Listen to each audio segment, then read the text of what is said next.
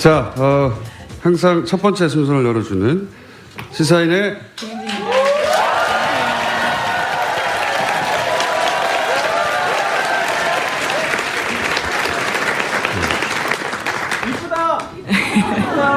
감사합니다. 가족분들 조용히 해주시고요. 자, 김은지 기자의 이런 모습 저도 처음 봅니다. 오늘 분장을 했고요. 네. 첫 번째 뉴스는 뭡니까? 네, 국정원 개혁위가 어제 또 발표를 했는데요. 이명박 정부 시절에 국정원이 비판 세력 제압 활동 조사 결과 발표했습니다. 2009년 노무현 전 대통령 서거를 계기로 MB정부 책임론이 불거지자 대응 논리를 개발해서 심리전에 활용한 건데요. 네, 여야를 저 가리지 말고 저 않고 앞을 했습니다. 가주세요. 왜 이렇게 웃으시나요, 당황스럽게. 네, 댓글 활동들은요, 여야를 모두 가리지 않고 있었습니다.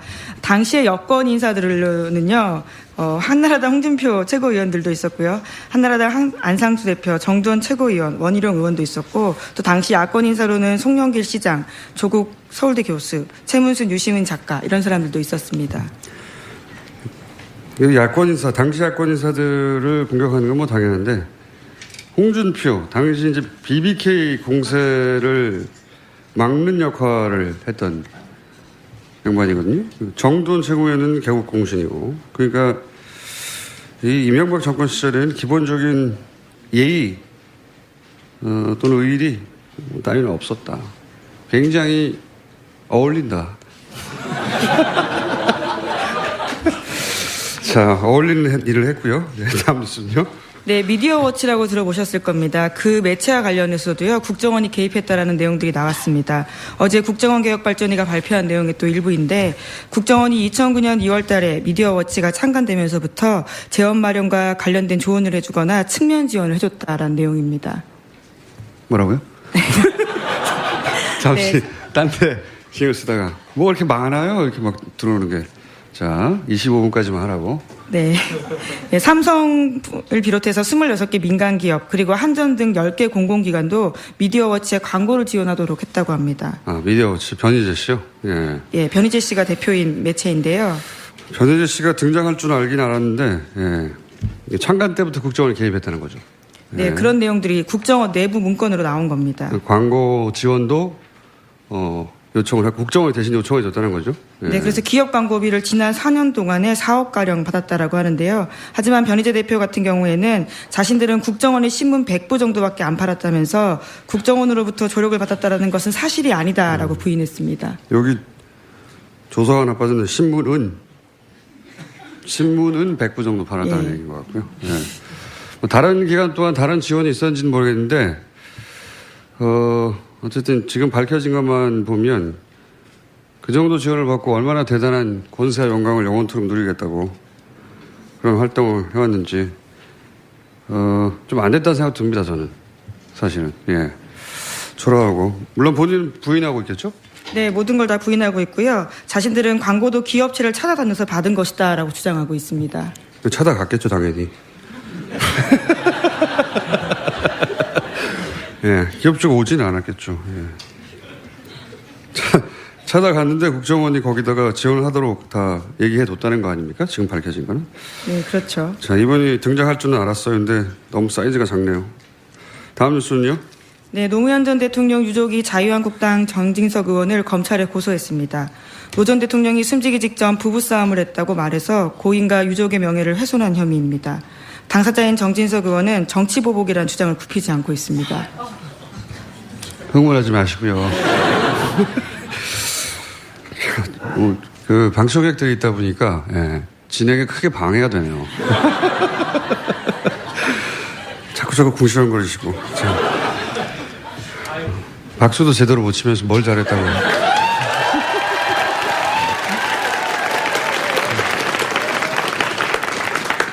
어제 한 얘기지만 이게 일단은 겁나서 그러는 거고요.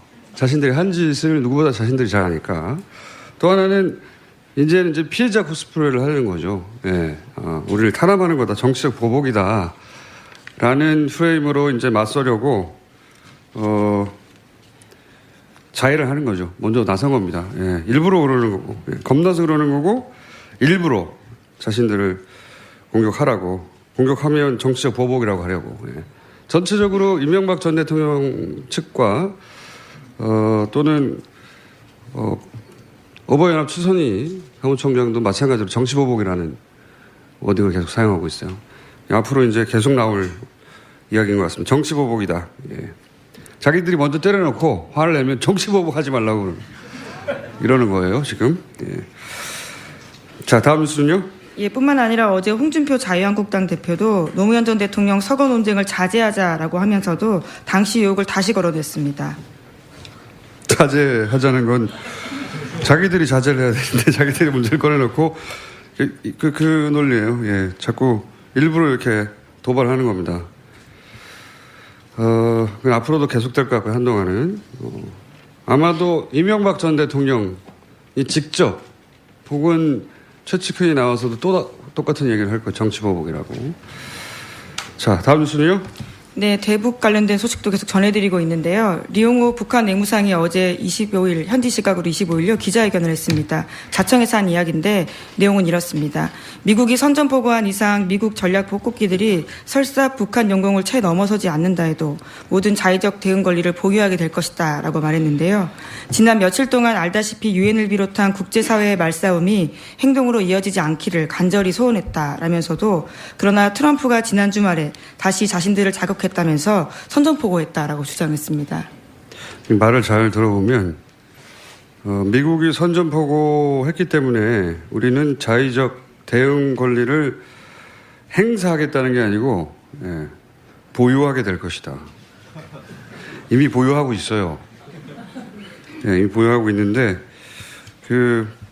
북한이 성명을 내는 걸 잘 읽어보면 어디까지 진도를 나갈 것인지 굉장히 구체적으로 꼼꼼하고 세심하게 드러냅니다.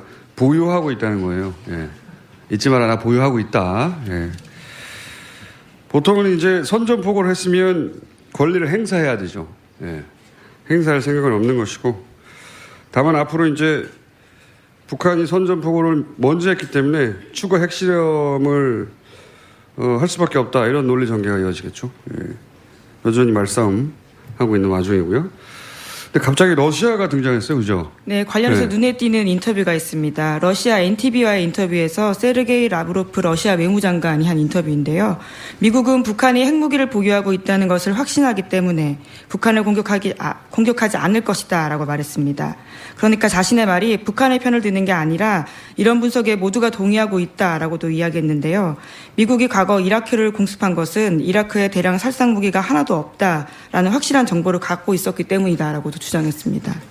이건 뭐 미국을 디스하면서 동시에 북한을 핵 보유국으로 인정한 것과 마찬가지죠. 왜냐하면은 미국이 이라크를 공습하는 대외적 명분은 살상 무기가 있다는 거였어요.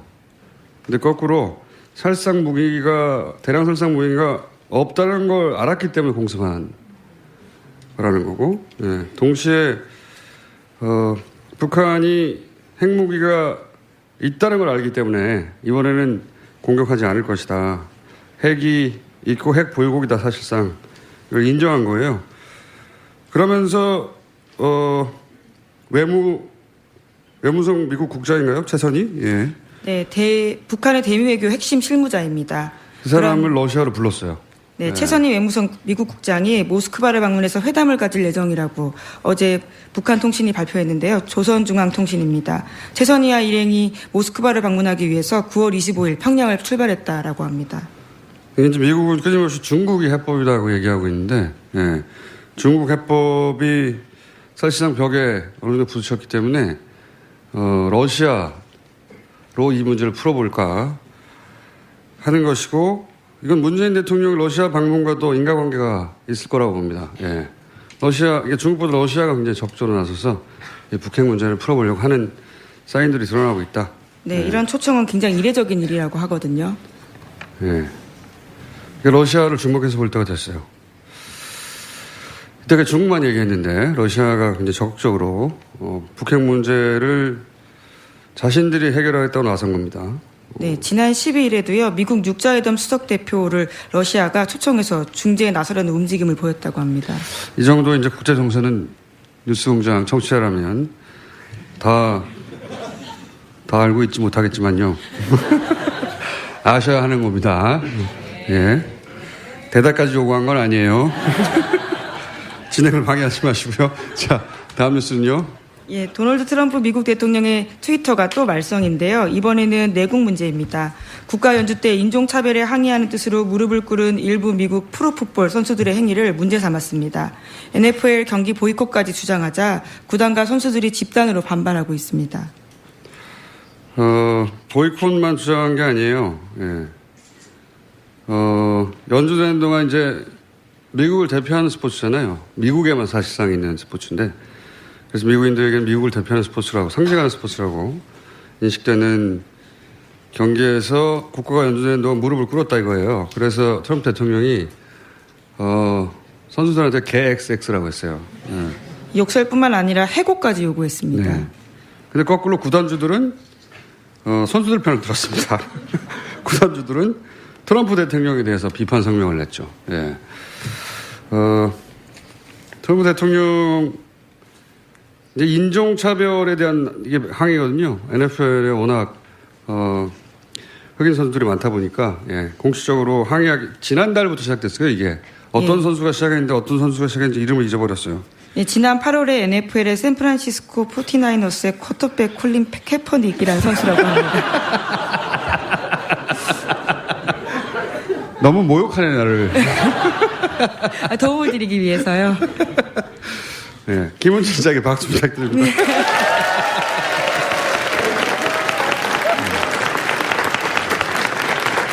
네, 밖에 계신 분들은 박수 쳐도 소리 안 들려요. 더욱 박수를 치시네. 네. 밖에 안에 한 200 몇십 명 정도 앉아 계시고 밖에 거짓말 안 못하고 한 1000명 정도 됩니다. 네. 1000명 돼요. 날 비웃은 거예요 지금? 하여튼 7, 800명 정도 합쳐서 한 1000여 명 오늘 아침에 이 새벽에 정신도 없이 오셨네요. 자, 트럼프 대통령은 근데 이게 의도적인 면도 있어요. 예, 자기가 어차피 진보 진영에서 지지받지 못한다는 걸 너무 잘 알고 있고 그래서 자신이 확실히 표를 얻을 수 있는 곳만 계속해서 때리는 행보를 하고 있습니다. 네. 그러면 그럴수록 탄핵의 시기는 다가오고 있는 것 같다고 저는 생각합니다. 제가 말을 시킬 때만 하시고요. 진행을 만약 경찰에 신고 좀 해주세요. 이거. 아까부터 계속 얘기해 주시는데. 자, 다음 뉴스는요. 거의 다 됐습니다. 시간이. 하나만 더 하고 넘어가죠. 네, 아베 일본 총리가 중의원 해산 방침을 공식 발표했습니다. 29%까지 떨어졌던 내각 지지율이 북핵 위기가 고조되면서 50%로 회복됐는데요. 그러자 다시 신임을 묻겠다라는 겁니다. 각종 부패 스캔들로 자신의 어떤 스캔들을 묻기 위해서 하는 태도라는 비판이 쏟아지고 있습니다. 예, 북한 문제로 그 아베 내각이 계속 오버해왔잖아요. 미사일 지나간 뒤에 지하실 대피시키고 지나갔는데 왜 대피십니까? 예. 그리고 미사일이 지나간 상공 거기서 한 5, 600km 서울 부산보다 훨씬 멀어요. 예. 거기 있는 사람들도 미사일 지나갔는데 대피시키고 그런 과정을 통해서 또 동시에 문재인 대통령에 대해서 끊임없이 문재인 대통령은 트럼프로부터 무시당하고 있고 아베는 인정받고 있다고 하는 산케이발 극우신문이죠. 산케이발 사실상 만들어낸 뉴스가 끊임없이 나왔죠. 예, 여러 차례 나왔어요. 계속해서 오보를 생산하고 있습니다. 예, 오보가 아니고 만들어낸 거예요. 오보는 의도가 담기지 않은 거잖아요. 이건 만들어낸 거라고 그러는데 한 번도 아니고 그런 과정을 통해서 지지율이 50% 가까이 올라갔어요. 예. 근데 웃기는 거는 그렇게 산케이가 계속해서 만들어낸 가짜 뉴스를 우리 언론이 반갑게 받아 썼죠. 보수신문에서. 예. 그것도 한번 총정리해서 저희가 얘기할 텐데 여하간 이 틈에 실임을 묻겠다고 아베 총리가 나섰어요. 예. 개헌을 하려고 하는 거죠. 예. 개헌의 3분의 2가 필요한데 3분의 2까지는 못 얻는다. 예. 예언하는 바입니다. 예. 예언이 틀리면 아베한테서 따지세요. 자, 오늘은 여기까지 해야 되겠습니다. 시사인의 김은지였습니다. 감사합니다.